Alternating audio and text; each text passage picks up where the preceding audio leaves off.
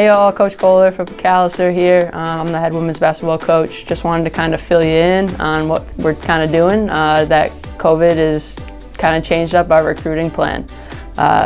First and foremost, I want you to know that we are still recruiting. We are going to still be looking for future Scots. This is my first year. We're still looking to kind of turn that program around, and we really think that maybe you could be part of it. So I'd like to tell you a little bit about what got me here at Macalester. First and foremost, our academics are through the roof. One of the best institutions in the country. I know I'm a little biased, but we are actually one top 25 liberal arts schools.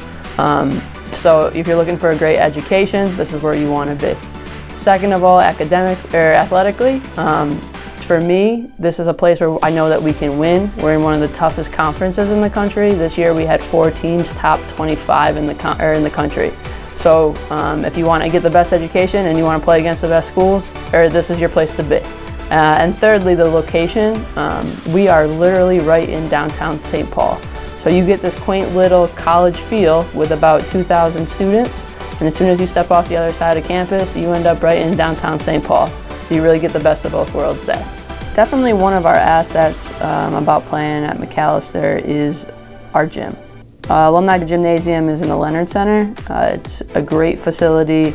We just repurposed our floor. We are getting a new shooting machine, which everybody's super excited about. And it's just the men's and women's basketball team are really the only ones that have access to it for practice times during the course of our season. But what I like most about the gym is the environment.